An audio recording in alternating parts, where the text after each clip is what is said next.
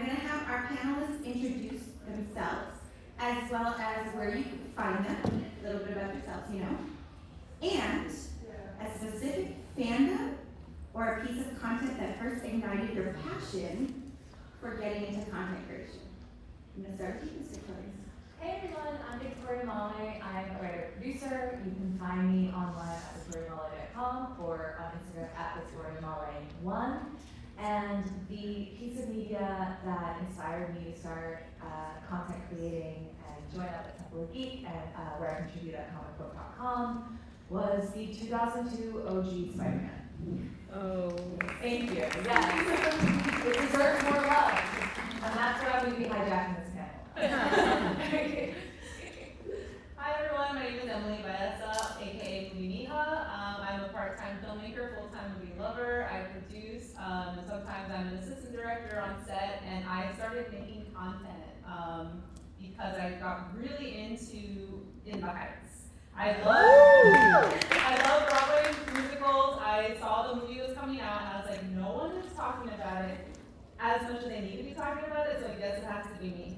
So you can find a whole series of every character of In the Heights from when the movie came out and all the other content I put out at MovieMija, on Instagram and TikTok, and I do long-form reviews on YouTube as well.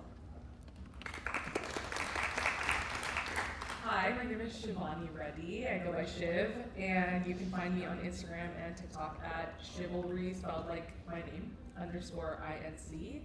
And I started off in 2022 as a creator because, similar to Emily, I felt like no one was talking about the South Asian representation in Hollywood, and at the time there were tons of projects that were coming out. Miss Marvel, Bridgerton, and Turning Red had Maitri Ramakrishnan in it, playing Priya, so I was like, I'm gonna hop on this, and the world wanted to hear too. And that's the end of that.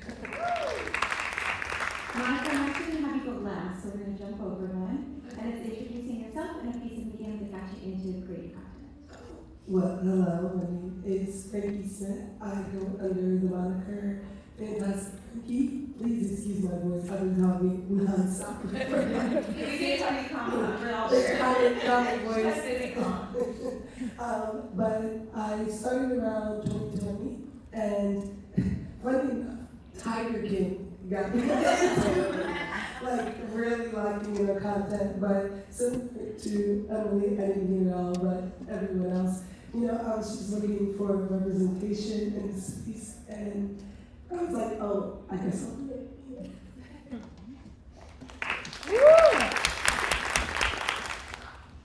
Hi everybody, my name is Monica. I'm the editor-in-chief at Temple of Geek.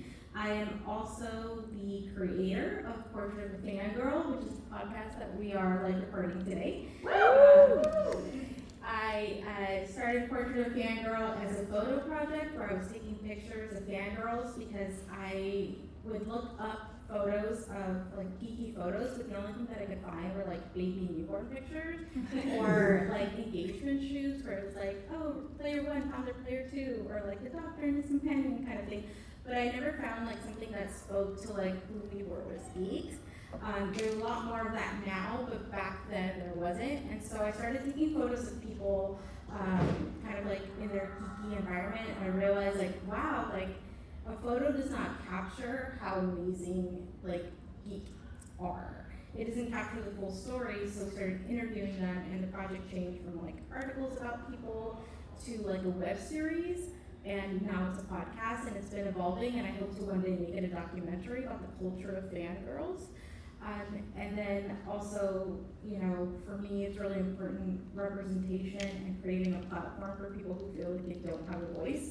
And I've been really lucky that we built Temple of Geek as a platform that can kind of, we're not bought by any studio. We don't have any kind of partner that's making us say, hey, you have to cover this, or that. We just cover what we're passionate about without the pressure and just full authentic love. And I want to give that opportunity to as many people as I can, and that's part of what formed this panel today. We are missing a fangirl, Jenna Wrenn, who is the host of the Portrait of a Fangirl podcast that the brain baby of Monica. She's ill, but we're all sending her love. I actually wanted to try and do something today before we jump into the panel, because Jenna did put a lot of work into this panel and into this podcast that we have here and brought all these amazing women together along with Miss Monica.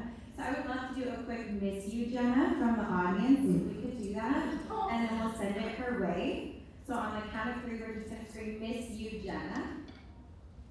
Okay, ready? 1, 2, 3. Miss you, Jenna! Y'all are amazing. Thank you so much. So I know she was crushed that she couldn't be here today. But we do still have an amazing panel, so we're going to jump right into it.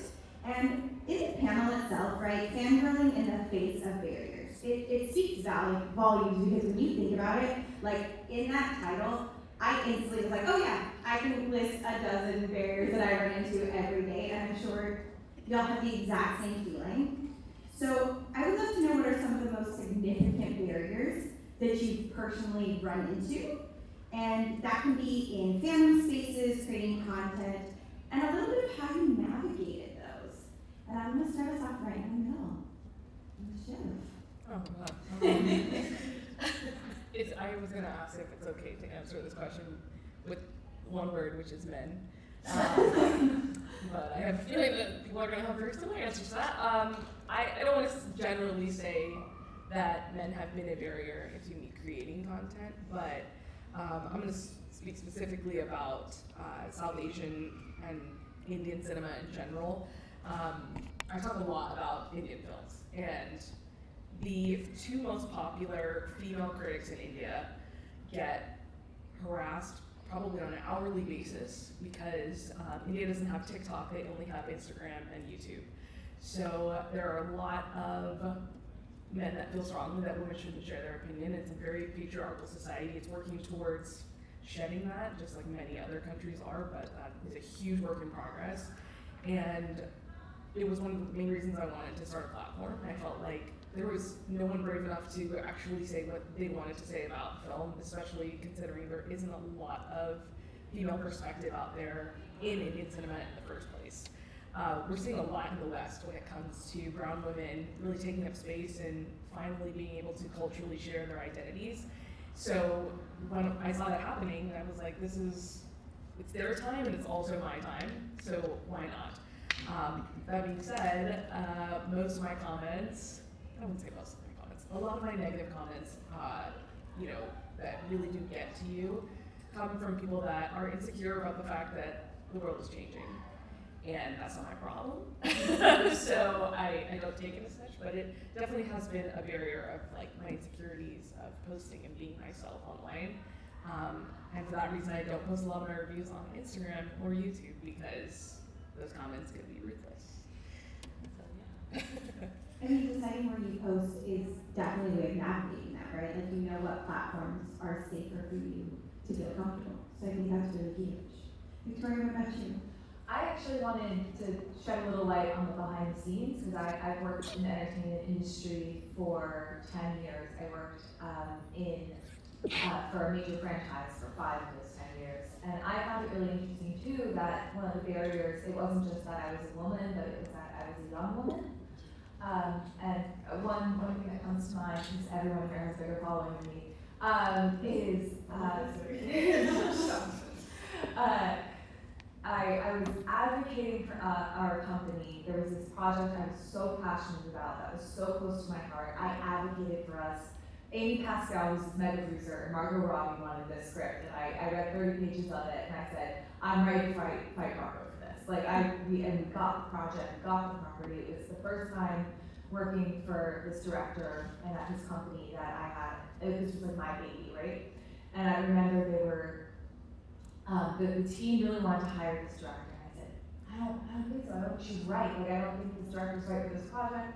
She ruined Twilight, for me at least, and I'm a fan, and we should be letting these, we should be listening, and also I'm probably the closest to the demographic that's gonna see this movie. It was a YA thing. I mean, I aged out of YA, allegedly a while ago, but I still love a YA property. And I just remember being so dismissed and feeling so, basically, I remember a colleague was like, but Victoria, you did a poster. Of course you have to have this director do it. And lo and behold, that director was not the right fit for the project. But I think because I was a woman and I was a young woman, my thoughts and feelings and instincts weren't seen as valid. And I actually think that's a big problem we're facing right now on creating the content that we all create content about, is that we're now finding ourselves slaves to the shareholders and the algorithm, rather than letting artists create. And I think there's always something that's instinctual and indescribable about art. Yeah, money takes over a lot. Ms. Frankie, what about you? Yeah, just men, definitely. I also do a show called, I'm so sorry. It's so raspy and sexy though. I also do a show called, now it's off. I also, even now I'm being silenced.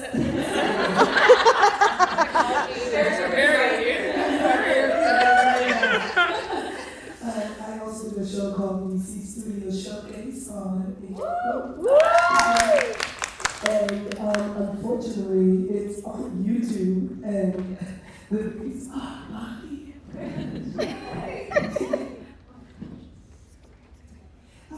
But a huge barrier are comic book fans and what they expect from the host. The show is very much, I'm a big part of it, and they love it, but they don't love that I'm a big part of it.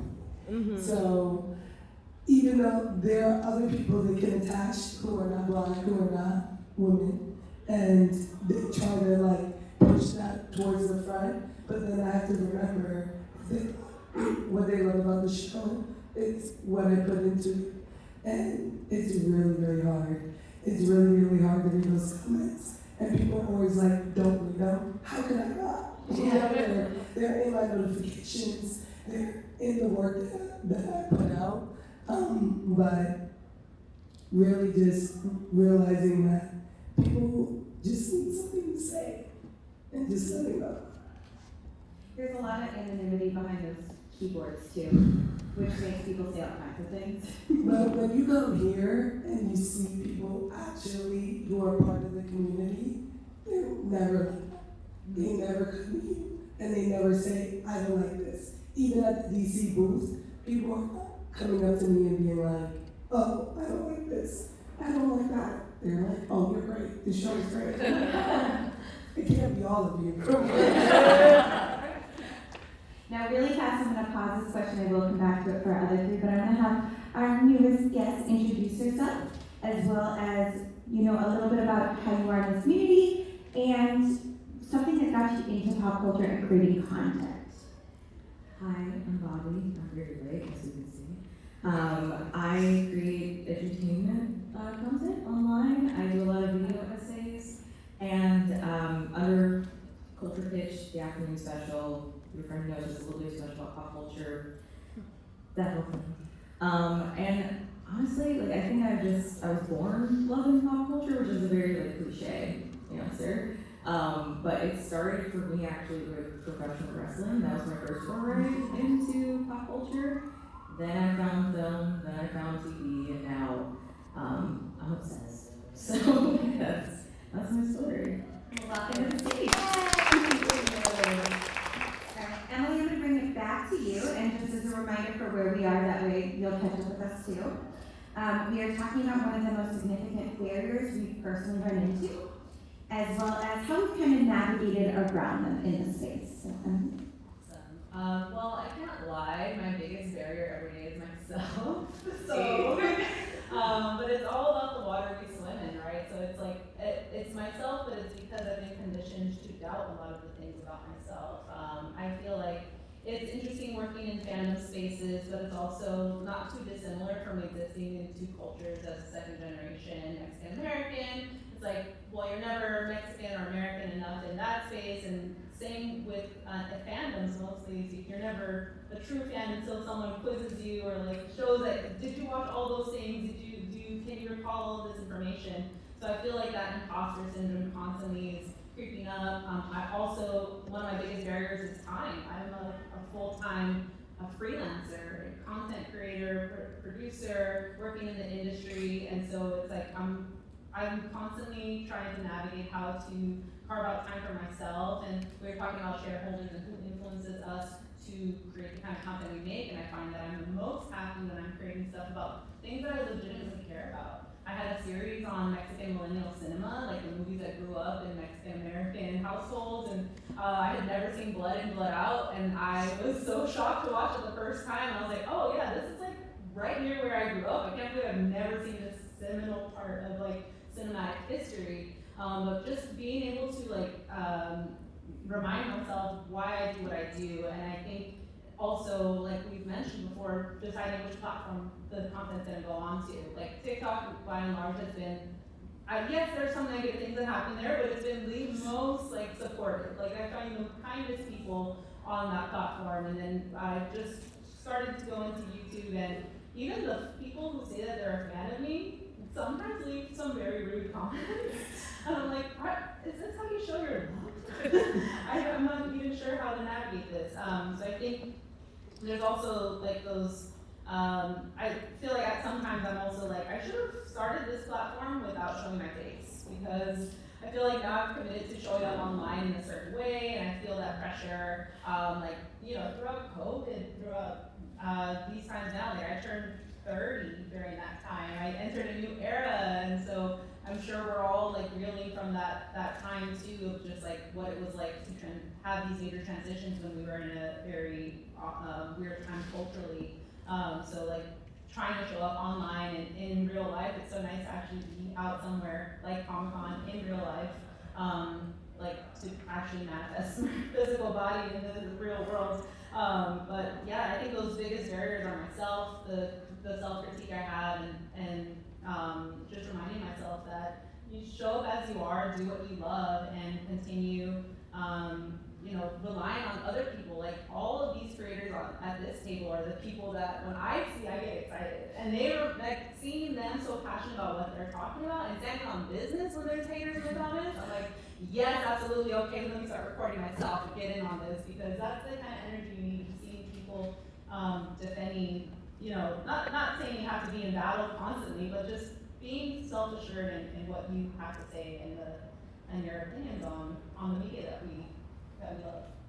I love that you point that out though, because it's so true. We're creating content. It's not just turning on the camera. It's usually, okay, my hair, my makeup, what outfit I'm gonna wear. So when you're talking about time, it's a lot of time just to set up yourself, let alone the content creating and editing and all that stuff. So. And sure, that's self-imposed. Like, yeah, that's you could say. Yeah, you could say, well, you can just show up without makeup. I'm like, well, maybe I could, but I know that I'm gonna be perceived a different way depending on how I'm showing up online. That's all societal conditioning. Yeah. And it won't perform. Your content won't perform the same if you don't dress up, if you don't do your makeup, if you don't look presentable. Then the algorithm naturally won't push it. Yeah. Yeah, I feel that. And then it's like sometimes it kind of takes away from like, okay, I spent the day, I'm in makeup. Maybe I didn't even plan on making content, but maybe I should, because I've already poured all this time into looking good. Can't waste the beat. You can't waste it. Yeah, so I think it's definitely something that I think specifically affects women. Monica, what about you? What are some barriers you've run into?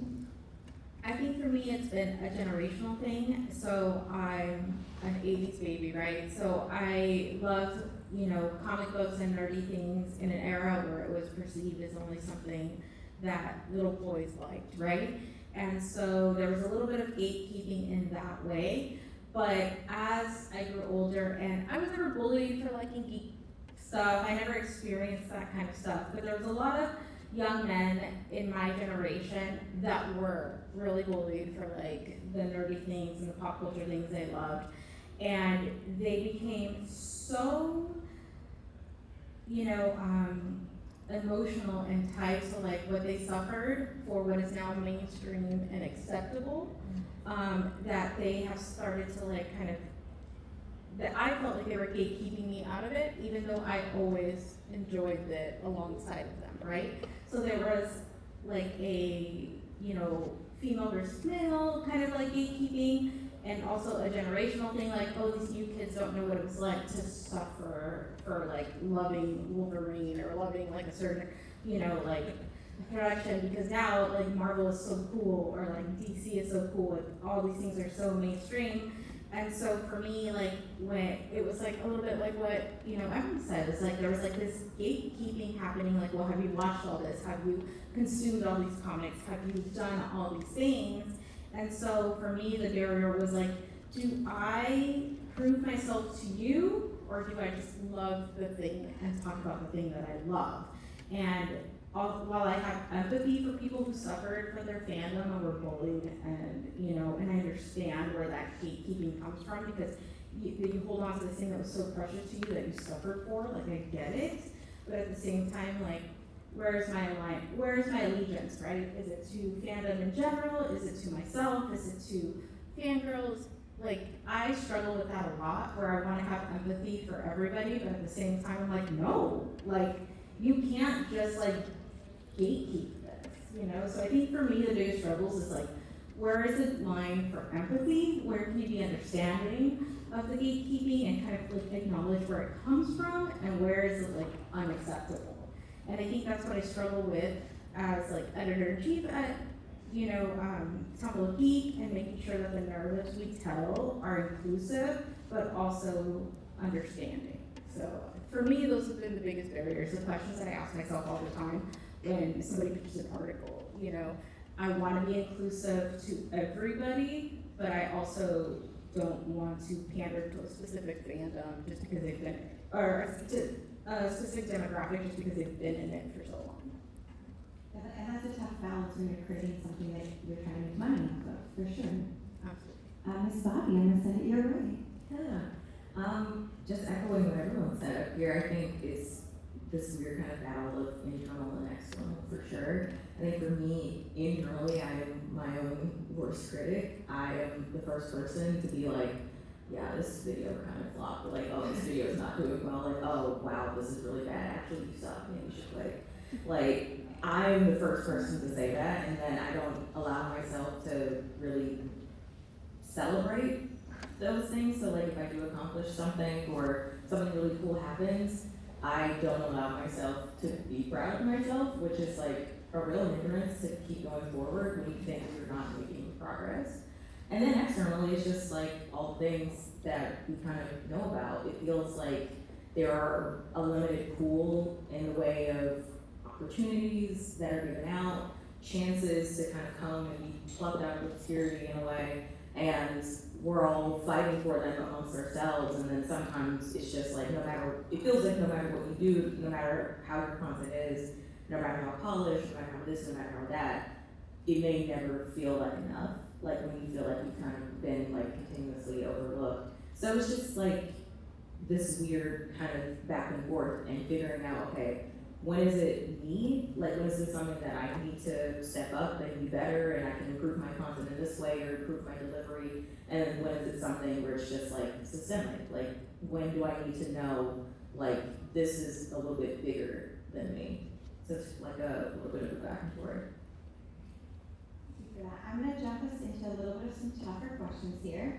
And let me just remind everybody a little bit of intersectionality, because you are going to hear a lot of that on stage, right? It's any mix of who we are, right? Our race, our class, our genders, our economic status, our citizen status, all of it is what makes us us, but it also creates different barriers for each of our own stories. So kind of remember that as we're going through this, that any question I ask, you can come from it from any direction, as well as everybody's going to share a different experience. And I want to just put that out there as we jump into these tougher questions.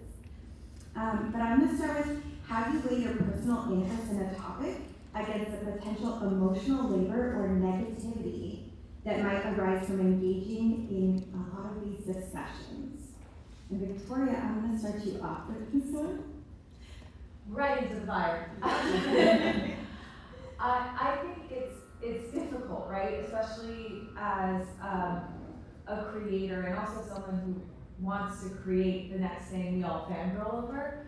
I mean, that is blood, sweat, tiers. I'm a screenwriter, so it's draft, having people rip up your work, you go back and you fix it. Like I take notes for a living, and then when you go and put something out there and it's just rejected or passed on, or the executive never reads it, it's devastating and very demoralizing. However, when I'm creating content for Geek or comicbook.com, I try to remember that it's a different type of creating, and that it's okay for people to have a thought on my op-ed. And I think now, I just this past week had an article about the new Superman and a tie-in with Smallville, and I mentioned in the article that this tie-in with Smallville that James Gunn may have or may have not kind of lifted from the show has basis in the Superman comics.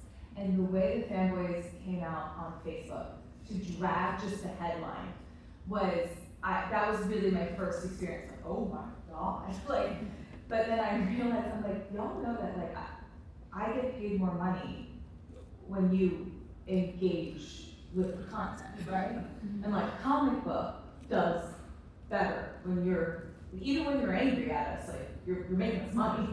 So I think that's the big thing too. It's like keeping the emotional labor for the original content I really want to create, and still not like always giving 100% when I'm writing a feature, but just knowing that almost like democratizing it. Like either way, even if you, and I've had some really, I did a piece also about female Ghostbusters that I was racing myself for. All right, here we go, because I worked for the Ghostbusters franchise. Spoilers. I worked for the Ghostbusters franchise. I was once upon a time. And I knew, because I'd experienced that too, like all this vitriol around that franchise, especially the all-female version, or the all-female movie.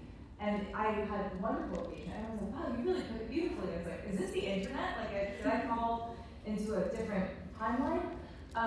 But it was really interesting with the Smallville Superman one. It was incredibly arresting, and like, yes, it felt like, because I worked really hard on the Sunday, completely burnt out and exhausted to get this content out. And to have such a strong reaction was really difficult. Like, to have so many people have this really negative gut reaction was very disorienting, but then also reminding myself, like, you're still getting paid. So almost trying to tell yourself that, hey, at the end of the day, and I'm also, unlike these queens, like, I have the protection of comicbook.com, and I think it's different for people like Emily and Shiv and Bobbi who are putting out stuff on their own channels. Just knowing that this content is there to be loved or hated, and then letting maybe some of the more precious feelings stay in the screen place. Well, it's a good thing you mentioned Bobbi, because that's what I'm going to question to next. So same question for you. Honestly, I think if you would have asked me this question probably 3 years ago, I would have had a very different answer, which is just like, I'm very, very careful about what I say. I don't want to ruffle any feathers. I don't want to make anyone upset.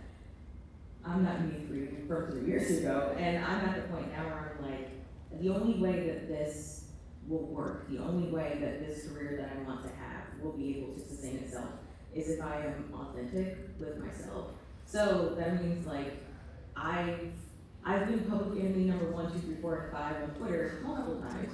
I'm basically immortal at this point. And so that, in a weird way, that was like a weird boot camp of like, I'm gonna put my thoughts out, and somebody inevitably is not gonna like it, because in doing this work, and I know probably everyone out here has experience, some people are just committed to misunderstanding you if they already don't like you. So I'm not going to change anyone's mind on me if they've already convinced themselves of not liking me, which is fine. So when I make content now, I just have to stay committed to whatever objectives I have for that material. So if it's a video essay, I have allegiance to my thesis statement, not necessarily the emotions of everyone else. But that doesn't mean that I'm not careful with my words. It doesn't mean I'm just flying off the handle and saying whatever and being antagonistic. It's just to say that I have an objective here. I'm in the driver's seat. You can be a passenger or you can get out of the car. There's not much else I can do beyond that. And I had to learn that lesson, again, in a very hard way. I had a lot of people, especially on Twitter, surprise, and they would just be really, really mean. I've like been on the other end of people making like hate pages about me and like calling me everything but a child of God, like nasty stuff, like very, very nasty stuff. But then I was like, you know what? I don't get anything by being scared and not saying how I'm feeling or being authentic to myself. And I think it's in my own journey of figuring out who I am, I've become more and more cemented in this feeling. But when I first started, I was terrified of like ruffling feathers or making anyone upset because it's like, oh, I've gained this new audience, I don't want to piss them off immediately. But then I'm like, oh, the people who rock with me, like, they know why I'm in this, they know why they like me, and anyone else, there's not much I can do for you, you know?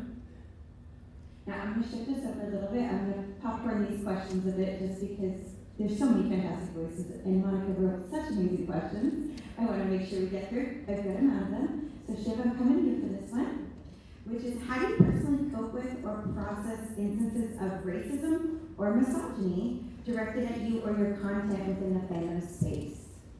Oh, did you write that question? Sorry. No, I'm just kidding. Wow. It's really tough, kind of to piggyback about what Bobbi was saying about people rocking with you. That took a really long time for me to understand. I think that when you're a smaller creator, I consider myself a micro-influencer, when you see people with larger platforms and how they too receive hate, it's not just for you or someone else, it really does kind of normalize what that means and how you receive it. I remember, I don't know where this quote is from, but it was along the lines of like, if someone was knocking on your door and they were just like screaming epithets at you, like, would you open the door? And I was like, no. So I consider the block button to be my best friend, and I don't think twice about it. I think that we put a lot of weight on the concept of like, oh, they're blocking, they're haters. Like, no, I think that it isn't considered, you know, if you don't have anything nice to say, then please don't say it to me at all. You know, I think that there's constructive ways to have conversation about film and TV, and I've had that. I really do welcome disagreement. I think that only makes you stronger as a creator, and just as a human being, we need to learn from each other. The doors need to be open. However, if that's coming from a place of anger just because of the color of my skin, the fact that I'm a woman, the fact that I'm Indian, I think that you can go kick rocks, you know? The other thing is that, you know, also to talk about what Emily said about makeup, I actually don't wear a ton of makeup when I make my videos. This is a lot for me right now, post-COVID, and I feel like it's a very intentional thing that I do. I do get comments a lot of the time, like just this week, are you a man or a woman? I don't think it affects me to probably the extent that it did back in 2022 when I first started. However, it just goes to show you that you literally can just show up and not even open your mouth to say something, and someone's got something to say about you. So I've kind of always been performing my entire life. I grew up dancing, so I've been on stage, and there is a level of confidence, and also just like when you look out and you see nothing, like right now, I just don't see people. I feel like that's kind of how I feel when I create content, and it is a way to block haters out. But at the end of the day, there are always going to be people that don't like you.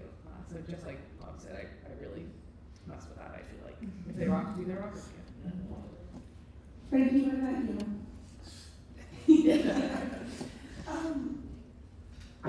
I have the worst fans of all time.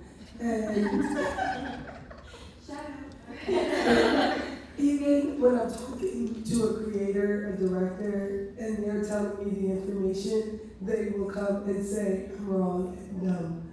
And I realize, to your point, who cares? Like, and it's hard to hear, it's hard to read those things about you, but I realize that they're gonna be that way no matter what. That no matter what I do, people I'm so embarrassed.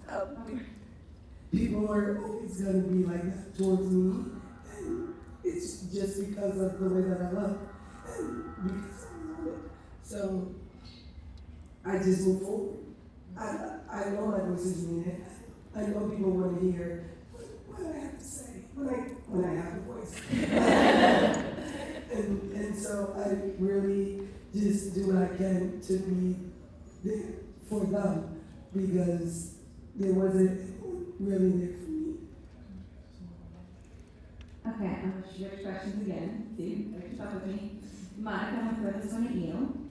But how do you give advice to new content creators around navigating the potential even for the racism and the misogyny that we've all run into, right? Frankie literally just mentioned it, like, you show up on screen. That's it, your voice is heard. She said the same thing, they looked at me. So how do you prepare new content creators for walking into the same space that we've been battling for years?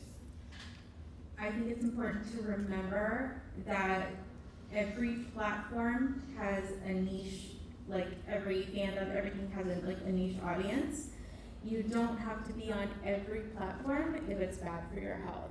I was really scared when we moved Temple of Geek away from Meta products and away from Twitter because I just did not subscribe to the level of ethics on that side. We're on Instagram right now, but even then I feel so uncomfortable being on Instagram, mainly because I would spend hours and hours, especially during Star Wars The Acolyte, anytime we posted something positive towards that, I would spend hours reporting comments, flagging, deleting things on our social media. And I was so scared to get off those platforms because I was like, that's where the people are, and it did not affect our traffic. The website did not see less views, our YouTube channels did not see less views. It did not affect us at all. And I was like, oh, so we can be where we want to be. We feel safer on TikTok. TikTok seems to be a little bit more neutral. The algorithm is really great at kind of like helping people find each other. And I don't have to suffer the hours and hours of reading racist, misogynistic, and very lewd comments on the Meta products and on Twitter. So I think guarding your mental health is really important. And you don't have to be everywhere. And I think that's my biggest advice. It's like, go where you feel comfortable and go where you feel safe. And the audience will find you one way or another, whether it's an organic search on the internet or whether it's just like the algorithm bringing you, an audience. But I think my biggest advice is just be where it feels safe, not where you think, oh, everybody is here, so I have to be here. I love that, Emily. I'm giving you that same question. Advice? I was writing down notes to get the advice.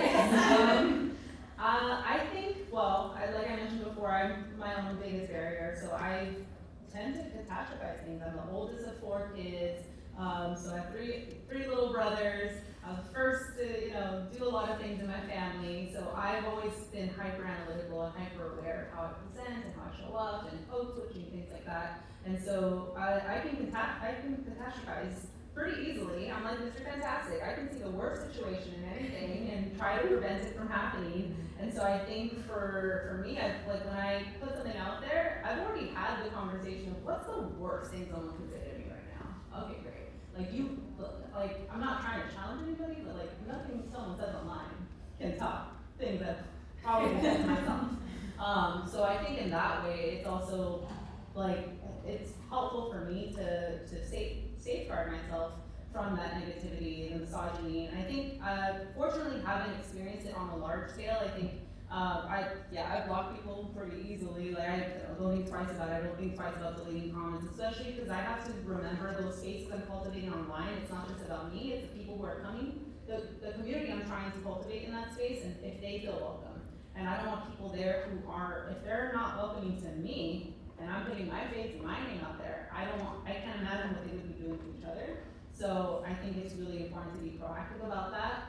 And as far as everything else, I'm fortunate to I have a background in working in nonprofits, and I did a lot of diversity, inclusion, and equity work before transitioning to full-time freelance producing and things like that. So I have been able to understand like the systems that have cultivated different evils and different ways of people thinking. And so that allows me to be a lot more empathetic as well. So I understand when some people are saying mean things, it's either people just want to be heard, they just want to cause a ruckus. Okay, I see you. And I find it so fascinating, sometimes I'll get like some really nasty comments on YouTube. I'll respond to them. I'll be like, hey, thanks for watching my video. I always start with that. And then I'll let them know constructively why what they're saying is disrespectful. And they always come back, or most of the time they'll come back and be like, oh wow, I never thought of it that way. Thank you for taking the time to write to me, this and that. I'm like, all right, I know you all are just trying to be heard, you're just trying to be seen by somebody, and for some reason, because I'm online, you think I'm not a real person. But I'm sitting here with my own phone, looking at the comments coming in and responding to you. And you know, I think ultimately to like safeguarding myself is just reminding why I'm doing it in the first place. I'm out there because I'm trying to create those communities and trying to talk about things that I'm genuinely excited about. I'm not trying to change people's minds and hearts and like get them to agree with me. If that happens, that's great. But I think ultimately I'm just trying to carve out a space for myself first and foremost, and then for other people who might have similar interests and backgrounds, or may not have the similar interests or backgrounds, but are somehow like drawn to how I talk about things. So I think ultimately just remembering what I'm out there to do really helps me, because yeah, if I was out there to gain approval or like win hearts and minds over all the time, I think like it would feel disastrous. We have about 5 minutes left. So what I'm gonna have you guys do is plug where people can find you, if they'd like to see more of you, or hear more from you, or interact with you in a positive manner. And then either you can give one actionable item to somebody who'd like to get out there and create content in this space, or a little bit of advice for people going into the space, just a little, and with some positivity. Monica, I'm gonna make you go last again, and I'm gonna start on the end with Miss Bobbi. Yeah, you can find me on YouTube at Culture Kitsch. You can also find me on TikTok at The Afternoon Special. I just can't commit to one name, I'm so sorry. You can also find me on Twitter if you're still there at Hi, I'm Bobbi. I'm just probably talking about vampires a lot over there. Thank you. And my advice, if you would like to be a content creator, get really, really, really comfortable with people saying things about you in a way that you may have never heard. Like, they may expose insecurities you didn't even know you had. So get real confident in yourself and honestly fake it. Like, fake that confidence if you have to.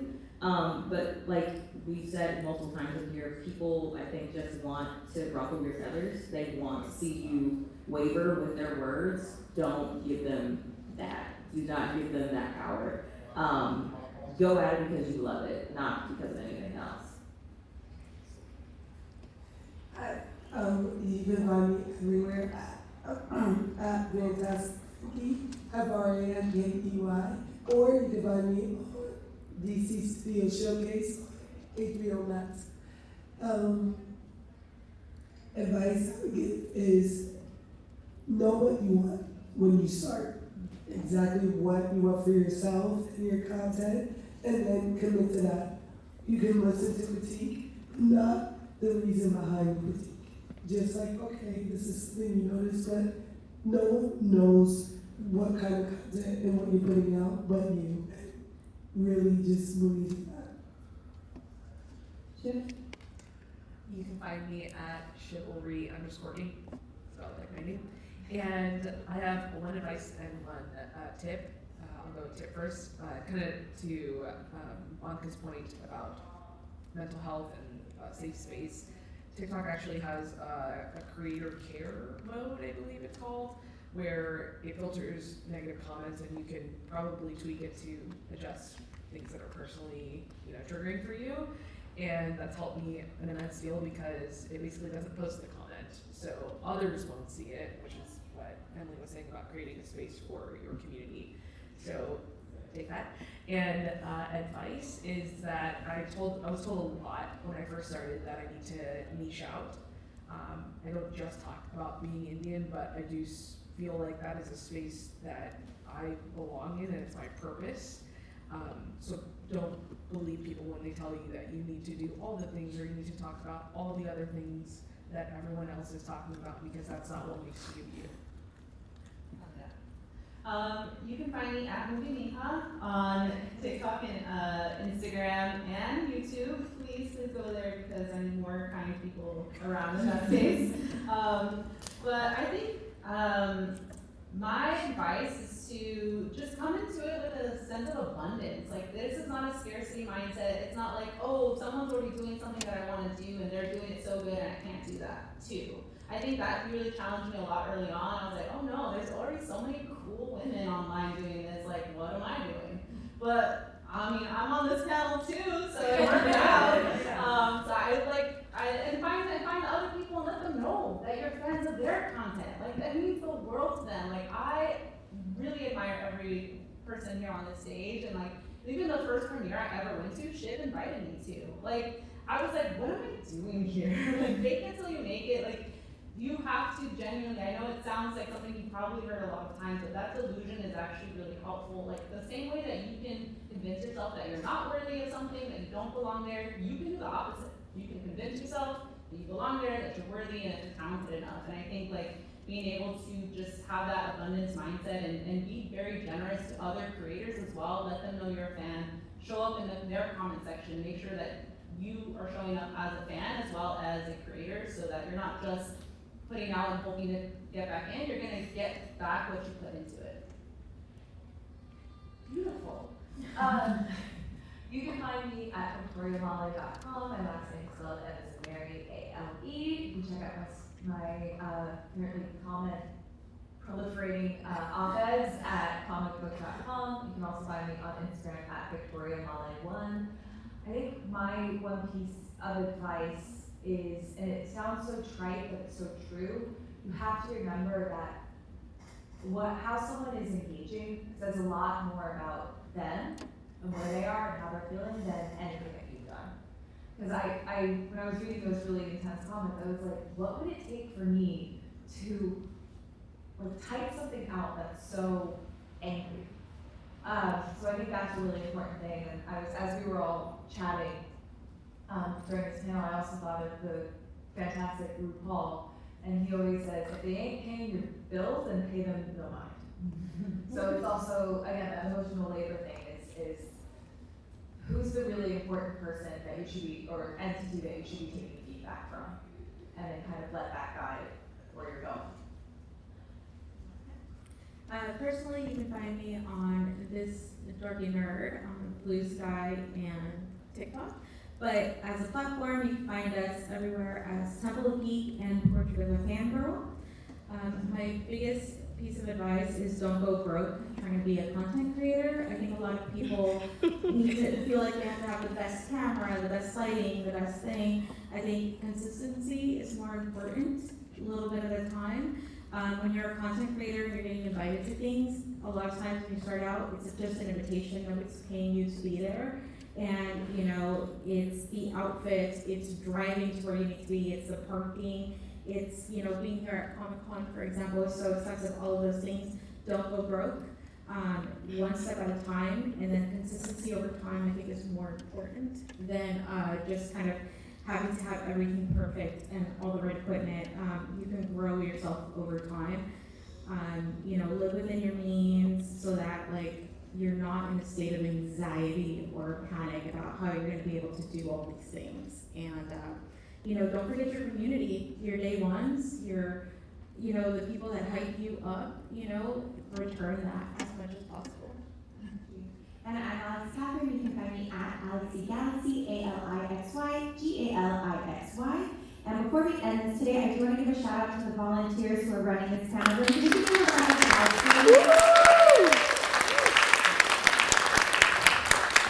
a reminder, every panel that you're going to is being run by a lot of our volunteers, so just make sure you're being kind and saying thank you. And then shout out to our panelists.